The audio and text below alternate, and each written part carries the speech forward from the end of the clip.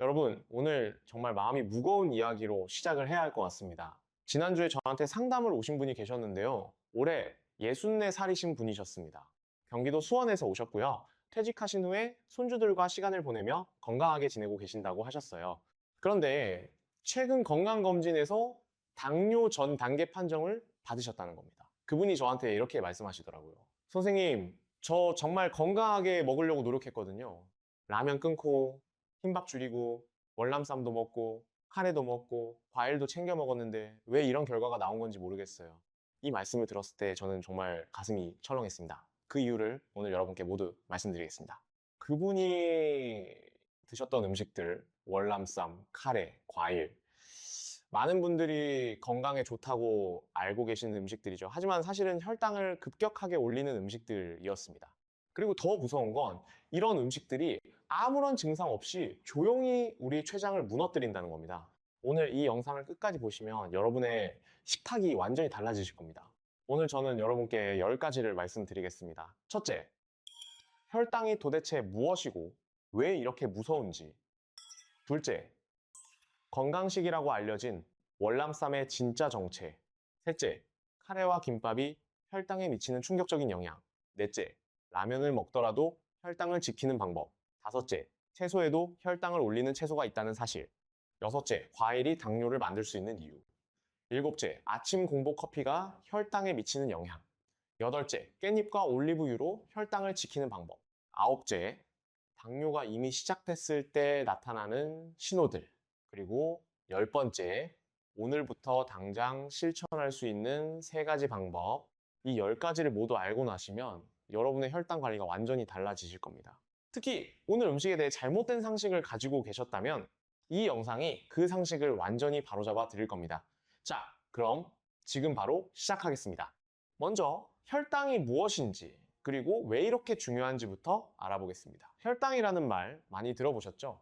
그런데 혈당이 정확히 무엇인지 그리고 혈당이 올라가면 우리 몸에서 무슨 일이 벌어지는지 정확히 아시는 분은 사실 많지 않습니다.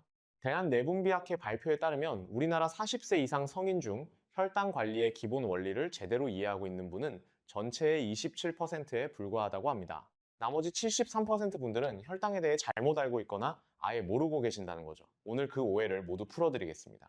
혈당이란 혈액 속에 녹아있는 포도당의 농도를 말합니다. 우리가 밥을 먹으면 탄수화물이 소화되어 포도당으로 변하고 이 포도당이 혈액으로 들어갑니다. 그러면 혈당이 올라가죠. 혈당이 올라가면 췌장에서 인슐린이라는 호르몬이 분비됩니다. 인슐린은 마치 열쇠와 같아요. 세포의 문을 열어서 포도당이 세포 안으로 들어갈 수 있게 해주는 역할을 합니다. 쉽게 말씀드리면 혈액 속 포도당을 세포 안으로 집어넣어서 에너지로 쓸 수 있게 해주는 거예요. 그런데 문제는 여기서 시작됩니다. 식사를 할 때마다 혈당이 급격하게 올라가면 어떻게 될까요? 췌장이 엄청난 양의 인슐린을 한꺼번에 분비해야 합니다. 처음에는 췌장이 버텨냅니다. 하지만 이런 일이 매일 몇 끼 반복되면요, 췌장이 점점 지쳐갑니다. 의학 용어로는 베타세포 피로라고 합니다. 베타세포가 인슐린을 만드는 공장인데 그 공장이 과부하로 망가지기 시작하는 거죠. 그리고 어느 날 갑자기 탈진하면서 당뇨로 이어지게 됩니다. 서울대학교 병원 내분비내과 연구팀이 5년간 추적 조사한 결과 식후 혈당이 급격하게 오르는 패턴이 반복될수록 당뇨 발병 위험이 3.4배 높아진다는 결과가 나왔습니다. 그런데 더 무서운 사실이 있어요. 이 과정에서 대부분의 분들은 아무런 증상을 느끼지 못합니다. 당뇨라는 병이 조용한 살인마라고 불리는 이유가 바로 이것입니다. 증상 없이 조용히 서서히 췌장이 무너지는 거예요. 그렇다면 어떻게 해야 할까요? 가장 중요한 건 혈당을 급격하게 올리는 음식이 무엇인지 정확히 아는 것입니다. 그런데 여기서 충격적인 사실이 있습니다. 대부분의 분들이 건강하다고 알고 드시는 음식들 중에 혈당을 급격하게 올리는 것들이 있다는 거예요. 그 음식들을 하나씩 알아보겠습니다. 자, 지금까지 혈당이 무엇인지 그리고 혈당이 급격하게 오르면 어떤 일이 벌어지는지 말씀드렸습니다. 췌장 베타세포가 지쳐서 당뇨로 이어진다. 기억하시죠? 그런데 다음에 말씀드릴 내용이 더욱 중요합니다. 계속 들어주세요. 두 번째입니다. 많은 분들이 건강하다고 알고 드시는 음식 월남쌈에 대해 이야기해 드리겠습니다. 저도 처음에 이 사실을 알았을 때 정말 놀랐습니다. 월남쌈, 건강식이라고 아시죠? 고기도 들어가고 채소도 들어가고 신선한 음식이니까 당연히 몸에 좋다고 생각하실 겁니다. 그런데 정말일까요? 아닙니다. 사실은 전혀 다릅니다. 문제는 라이스 페이퍼에 있습니다. 라이스 페이퍼, 그 얇고 투명한 거 있잖아요. 그게 사실 흰쌀로 만든 정제 탄수화물입니다. 굉장히 얇기 때문에 양이 별로 없을 것 같죠. 그런데 질병관리청 영양 데이터에 따르면 라이스 페이퍼 한 장에는 흰 밥의 약 19%에 해당하는 탄수화물이 들어 있습니다. 그러면 10장을 먹으면 어떻게 될까요? 맞습니다. 밥 2공기 가까이를 드신 거예요. 그리고 우리가 별 생각 없이 월남쌈을 먹을 때 보통 10장에서 20장을 먹잖아요. 그러면 밥 2공기에서 4공기를 드신 거나 다름없습니다. 그런데 여기서 더 무서운 사실이 있습니다. 일반 밥은 씹는 과정에서 천천히 소화가 됩니다. 그런데 라이스 페이퍼는 굉장히 얇고 이미 얇게 펴진 상태라서 씹는 시간도 거의 없이 곧장 포도당으로 변환되어 혈액으로 흡수됩니다. 같은 양의 탄수화물이라도 훨씬 빠르게 혈당을 올리는 거예요. 세브란스 병원 소화기 내과 연구팀의 혈당 측정 실험에서 월남쌈 10개를 섭취했을 때 식후 30분 혈당 상승폭이 흰밥 반 공기보다 더 높게 나타났다는 결과가 있습니다. 거기다가 월남쌈을 드실 때 빠지지 않는 게 있죠. 소스입니다. 그 소스에 뭐가 들어있을까요? 땅콩 소스, 스위트 칠리 소스 이런 소스들은 설탕이 굉장히 많이 들어있습니다. 라이스 페이퍼라는 정제 탄수화물에 설탕이 가득한 소스까지 찍어 드시는 거예요. 이건 혈당을 폭발시키는 조합입니다. 실제로 부산에 사시는 68세 어르신 이야기를 해드릴게요. 그분은 매주 한 번씩 가족들과 월남쌈 식당에 가셨습니다. 손주들이 좋아하니까요. 건강한 음식이라고 생각하셔서 걱정 없이 드셨는데 연속 혈당 측정기를 달고 확인해 보니 월남쌈을 드신 후 혈당이 2시간 동안 정상 범위를 훨씬 초과한 상태를 유지했습니다. 그분이 이걸 알고 나서 얼마나 놀라셨는지 모릅니다. 나는 건강하게 먹는다고 생각했는데 라고 말씀하셨어요. 그렇다면 어떻게 해야 할까요? 방법이 있습니다. 첫째, 라이스 페이퍼의 양을 줄이세요. 10장 드시던 걸 5장으로 줄이시고 나머지는 그냥 속재료만 드시면 됩니다. 둘째, 소스를 찍지 마세요. 아니면 소스 양을 아주 조금만 사용하세요. 셋째, 채소와 단백질 위주로 드시고 라이스 페이퍼는 정말 최소한으로만 사용하세요. 이 3가지만 지키셔도 월남쌈을 드시면서도 혈당을 훨씬 안전하게 관리하실 수 있습니다. 월남쌈에 대한 충격적인 진실 기억하시겠죠?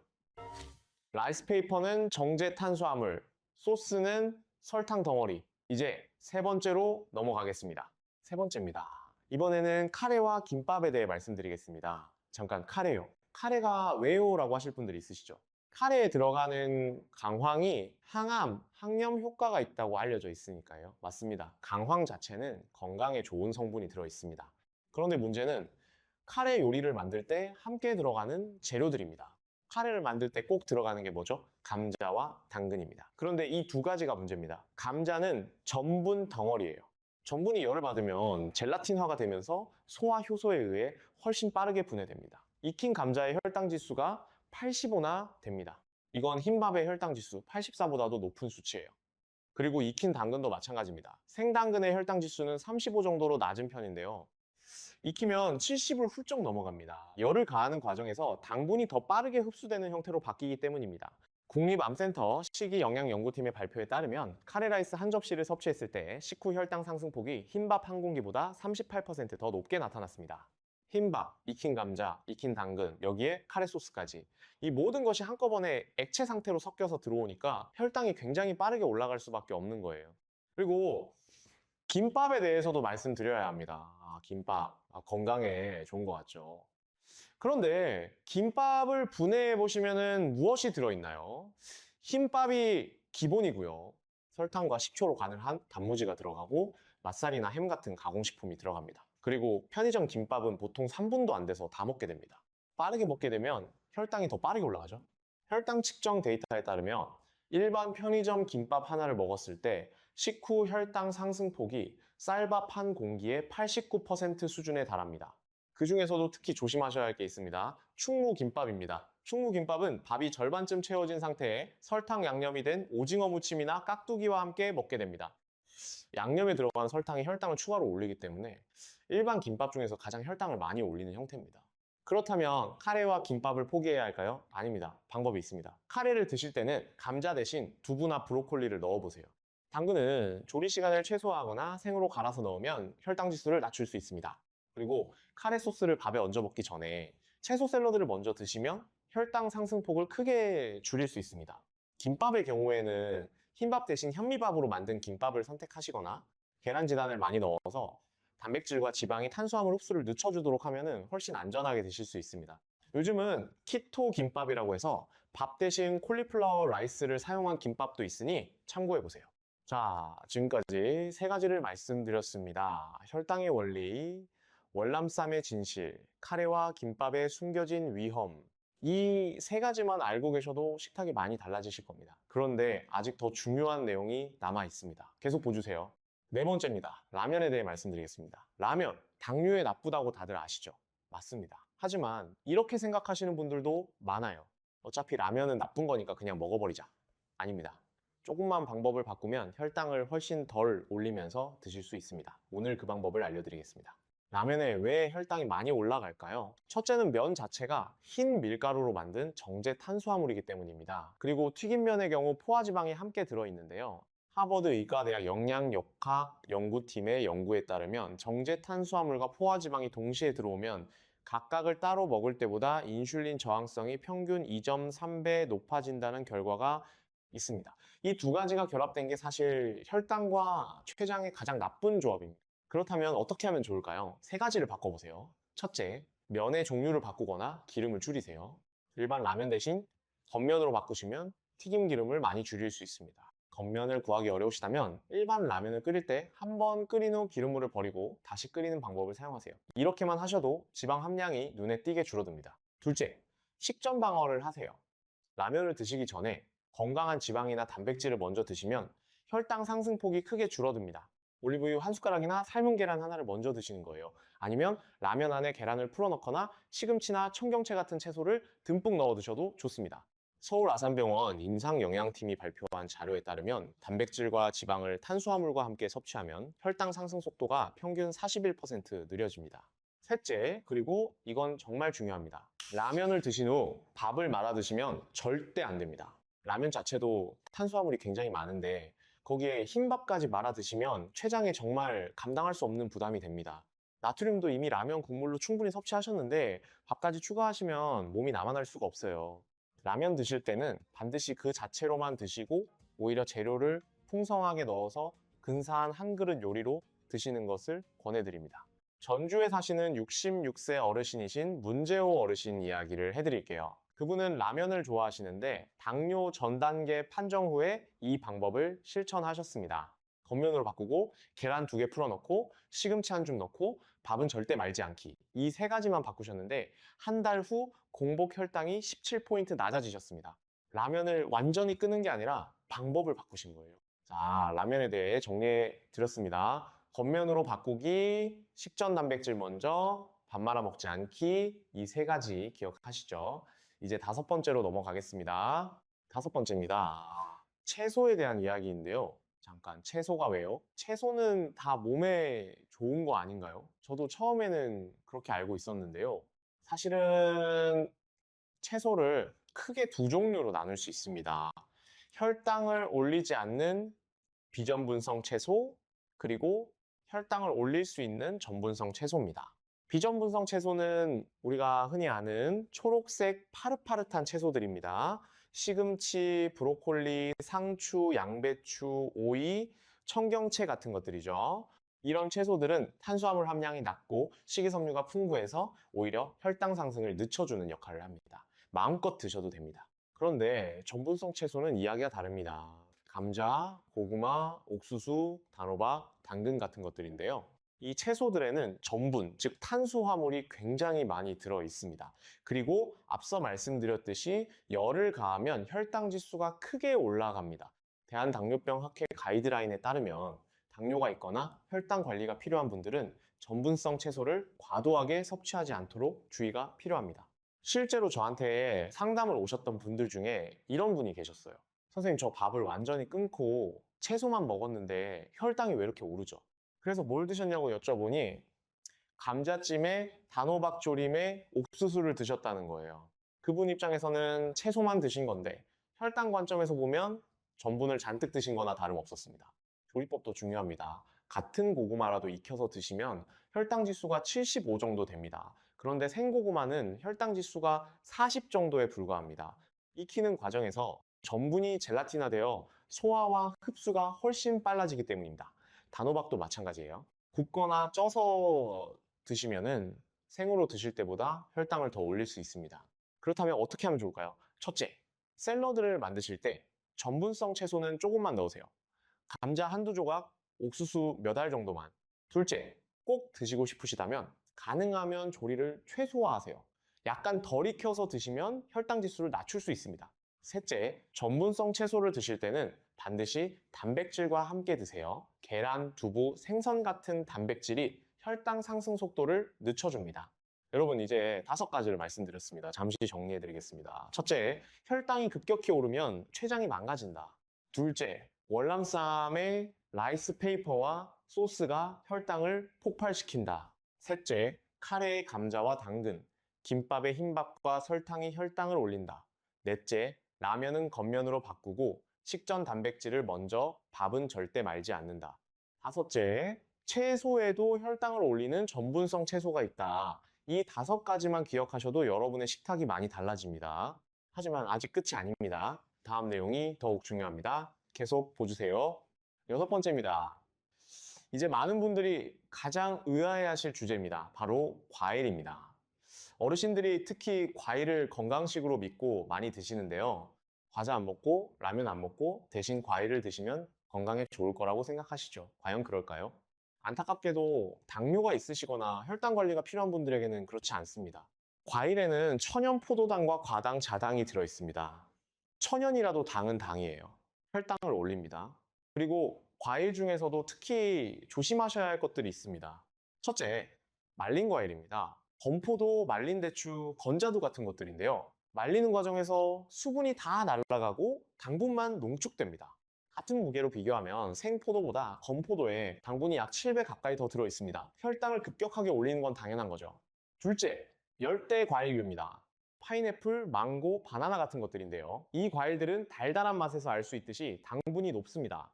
특히 잘 익은 바나나는 혈당 지수가 60을 넘어갑니다. 홍시도 마찬가지입니다. 홍시는 감이 완전히 숙성된 상태인데 당분이 굉장히 높아서 혈당을 빠르게 올립니다. 셋째는 귤입니다. 이건 실제 사례로 말씀드리겠습니다. 이 이야기가 정말 충격적입니다. 혈당 관리 전문가이신 분이 직접 자신의 혈당을 측정하면서 귤을 먹어보는 실험을 했는데요. 귤 10개를 먹었더니 혈당이 240 가까이 올라갔다는 겁니다. 일반인도 혈당이 200 이상 나오면 당뇨를 의심해 봐야 하는 수준인데요. 귤 10개로 당뇨 수치가 나온 거예요. 물론 10개라는 게 많은 양이긴 합니다. 그런데 귤은 한 번 먹기 시작하면 10개 정도는 훌쩍 먹게 되죠. 따뜻한 방에서 귤 까먹는 거 좋아하시잖아요. 그런데 3개 이상만 드셔도 혈당 스파이크가 발생할 수 있습니다. 당뇨를 철저하게 관리하셔야 하는 분들은 귤을 되도록 피하시는 게 좋고요. 드신다면 하루 2개 정도가 상한선이라고 생각하세요. 그렇다면 과일은 다 피해야 할까요? 아닙니다. 혈당을 덜 올리면서 건강에도 좋은 과일들이 있습니다. 바로 베리류입니다. 블루베리, 딸기, 라즈베리 같은 것들인데요. 이 과일들은 혈당 지수가 낮고 항산화 성분인 안토시아닌이 풍부해서 오히려 당뇨 예방에 도움이 됩니다. 대한당뇨병 학회도 혈당 관리 중인 분들에게 베리류를 적당량 섭취하도록 권장하고 있습니다. 그리고 토마토도 좋습니다. 토마토는 채소이기도 하지만 과일로도 분류되는데요. 혈당 지수가 낮고 라이코펜이라는 항산화 성분이 풍부합니다. 과일을 드실 때 원칙 하나만 기억하세요. 베리류와 토마토는 안심하고 드셔도 되고 열대 과일과 말린 과일과 홍시는 조심하시고 귤은 2개 이상은 드시지 마세요. 7번째입니다. 이번에는 정말 많은 분들이 모르고 계시는 내용입니다. 아침에 잠이 안 깬다고 공복에 믹스커피 마시면 어떻게 될까요? 많은 분들이 습관적으로 아침에 커피를 드시잖아요. 그런데 아침 공복에 드시는 커피가 혈당에 좋지 않은 영향을 줄 수 있다는 사실 알고 계셨나요? 이유를 말씀드릴게요. 아침에 우리가 잠에서 깨어나면 코르티솔이라는 스트레스 호르몬이 분비됩니다. 코르티솔은 아침에 활동을 시작하기 위해 혈당을 약간 올려주는 역할을 합니다. 이미 혈당이 약간 올라가 있는 상태예요. 그런데 이때 커피를 드시면 카페인이 인슐린 수용체를 일시적으로 막아버립니다. 쉽게 말씀드리면 혈당을 세포 안으로 집어넣어야 하는 인슐린이 제 역할을 못하게 되는 거예요. 그 결과 공복 혈당이 더 높아지는 현상이 나타납니다. 존스 홉킨스 의대 당뇨병 연구팀이 발표한 자료에 따르면 아침 공복에 카페인을 섭취하면 공복 혈당이 평균 18포인트 올라갈 수도 있다고 합니다. 특히 평소에 공복 혈당이 높으신 분들, 이미 당뇨 전 단계이신 분들은 아침 공복 커피를 조심하셔야 합니다. 그런데 더 나쁜 건 믹스커피입니다. 믹스커피에는 카페인뿐만 아니라 설탕과 크리머가 들어있습니다. 아침 공복에 이걸 드시면 카페인이 인슐린 저항성을 높인 상태에서 설탕까지 들어오는 거예요. 이건 혈당에 정말 나쁜 조합입니다. 아침에 잠이 잘 안 깬다고 믹스커피를 드시는 건 혈당 관리에 있어서 정말 피하셔야 할 습관입니다. 그렇다면 커피를 완전히 끊어야 할까요? 반드시 그런 건 아닙니다. 중요한 건 타이밍입니다. 식사 후에 드시거나 아침을 드시고 나서 한두 시간 후에 드시면 혈당에 미치는 영향이 훨씬 줄어듭니다. 음식과 함께 드시면 카페인의 혈당 영향이 완화됩니다. 그리고 믹스커피보다는 블랙커피가 낫고 블랙커피보다는 녹차나 보리차가 훨씬 좋습니다. 탄산음료의 경우에는 제로 탄산은 그나마 대안이 될 수 있지만 가장 좋은 건 역시 물이나 차 종류입니다. 여러분 지금까지 7가지를 말씀드렸습니다. 잠시 정리해 드릴게요. 혈당의 원리, 월남쌈의 위험, 카레와 김밥의 진실, 라면 먹는 올바른 방법, 전분성 채소주의, 과일의 진실, 그리고 아침 공복 커피의 위험까지. 이 7가지를 알고 계시면 혈당 관리의 절반은 하신 겁니다. 하지만 아직 3가지가 더 남아 있습니다. 이 3가지가 정말 핵심입니다. 계속 들어주세요. 8번째입니다. 이제 희망적인 이야기를 해드릴 차례입니다. 혈당을 낮추는데 정말 효과적인 2가지 식품에 대해 말씀드리겠습니다. 깻잎과 올리브유입니다. 네. 둘 다 우리 주변에서 쉽게 구할 수 있고 비용도 별로 들지 않아요. 그런데 효과는 정말 놀랍습니다.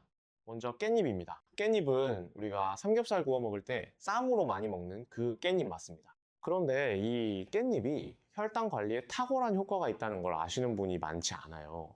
깻잎에는 로즈마린산이라는 성분이 풍부하게 들어있는데요. 이 성분은 강력한 항산화, 항염 효과가 있습니다. 또 루테올린, 비타민 K1, 알파리놀렌산 같은 성분들도 풍부합니다. 이 성분들이 하는 역할을 말씀드리겠습니다. 인슐린이 제대로 작동하려면 인슐린 수용체가 건강해야 합니다. 수용체가 녹슬어 있으면 인슐린이 있어도 세포문이 안 열리잖아요.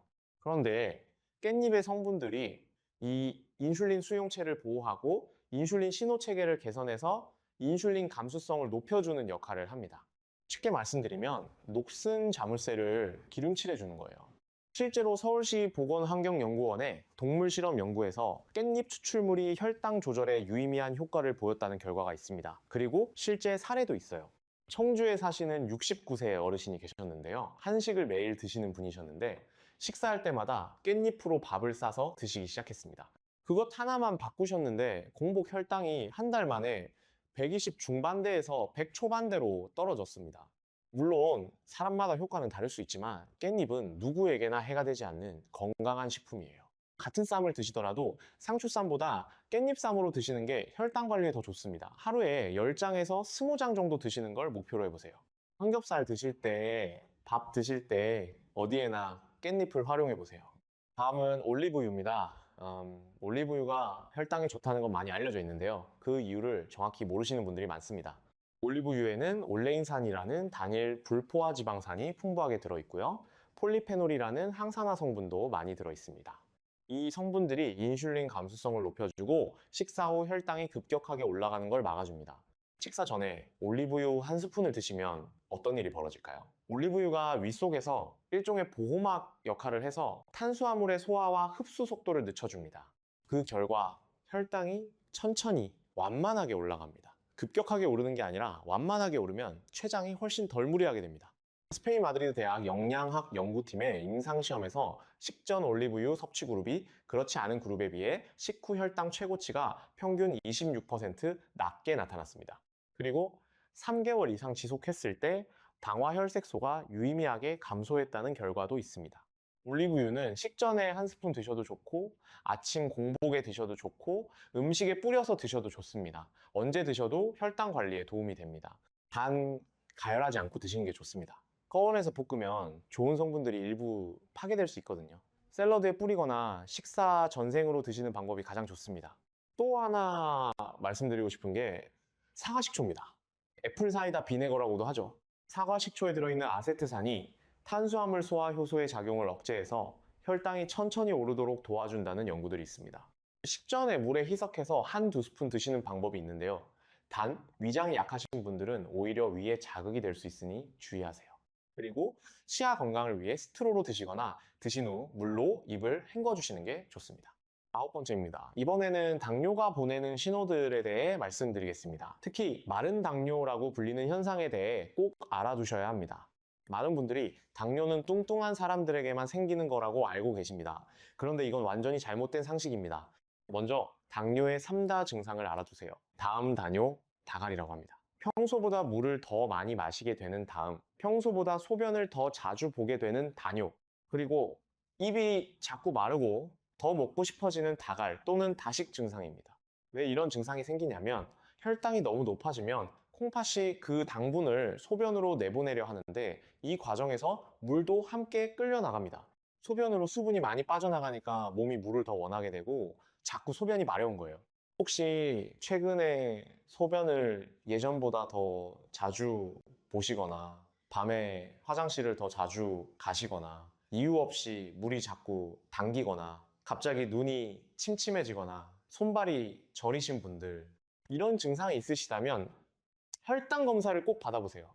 질병관리청 데이터에 따르면 당뇨 환자의 약 38%가 증상이 없거나 아주 경미한 증상만 있어서 진단 시기를 놓치게 됩니다. 그리고 마른 당뇨에 대해 말씀드릴게요. 마른 당뇨란 체중이 정상이거나 심지어 마른 편임에도 당뇨가 생기는 경우를 말합니다. 어떻게 이런 일이 가능할까요?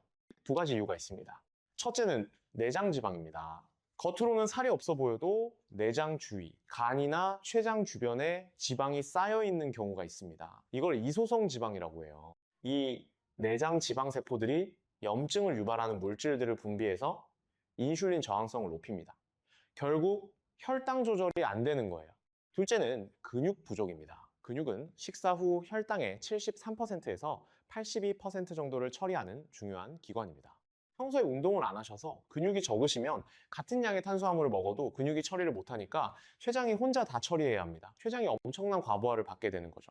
실제로 키 170cm에 체중 58kg인 분이 공복 혈당이 경계선 수준이었는데 자세히 살펴보니 식후 혈당이 급격하게 오르는 패턴이 있었고 결국 당뇨전 단계로 진단된 사례가 있습니다.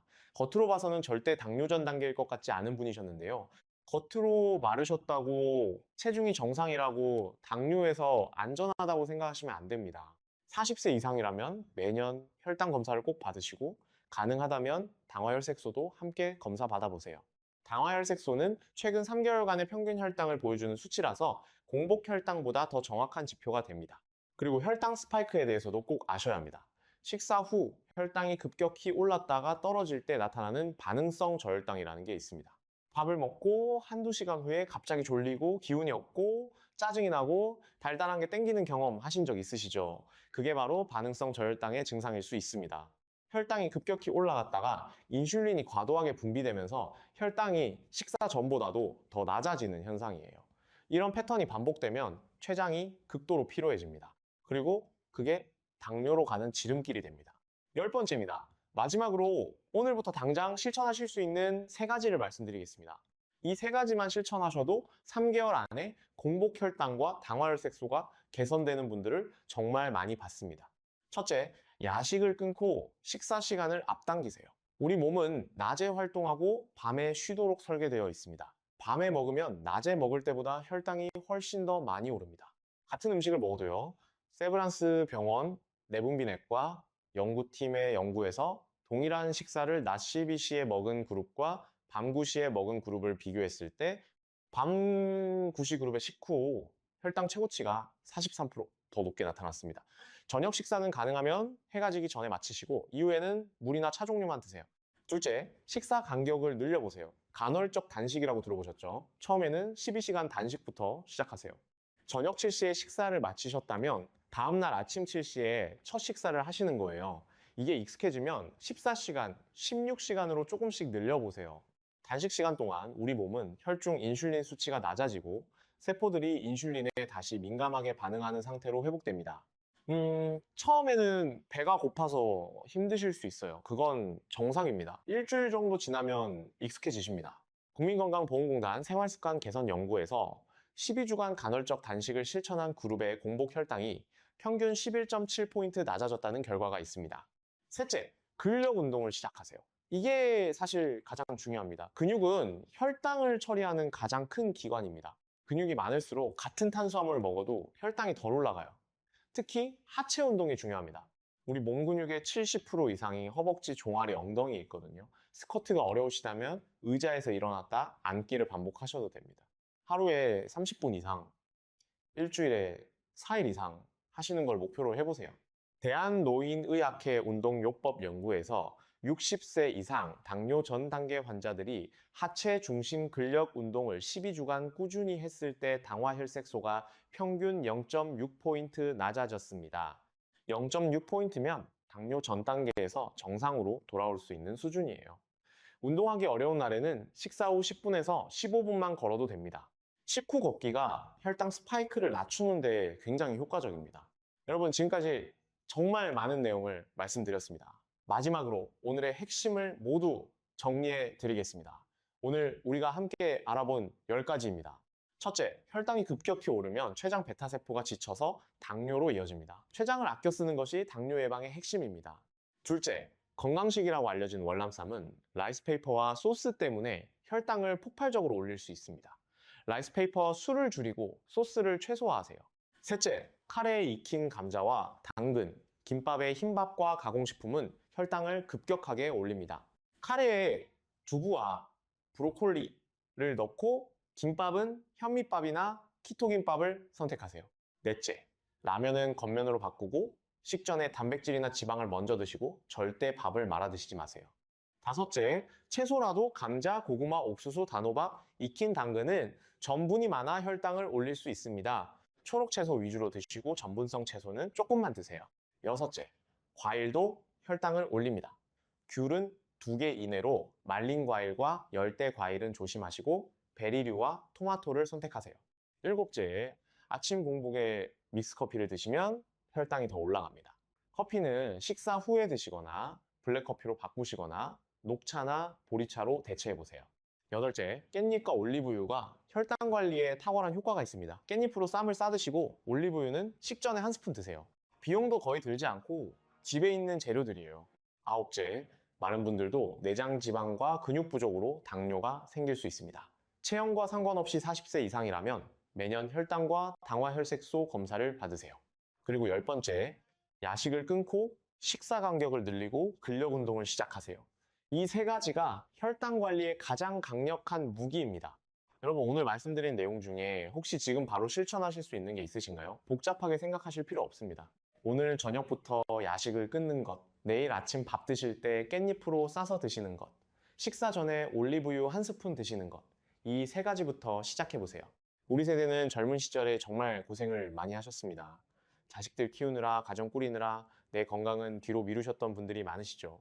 그 마음 충분히 이해합니다. 하지만 이제는 우리 건강 챙길 때입니다. 건강해야 손주들과 더 오래 함께 하실 수 있고 가족들 걱정을 덜어드릴 수 있습니다. 지금 시작하면 절대 늦지 않았습니다. 오늘 영상이 도움이 되셨다면 좋아요와 구독 부탁드립니다. 더 많은 건강 정보로 찾아뵙겠습니다. 그리고 오늘 말씀드린 내용 중 가장 도움이 된 것이 무엇인지 댓글로 알려주시면 정말 기쁠 것 같습니다. 우리 다음에 또 만나요.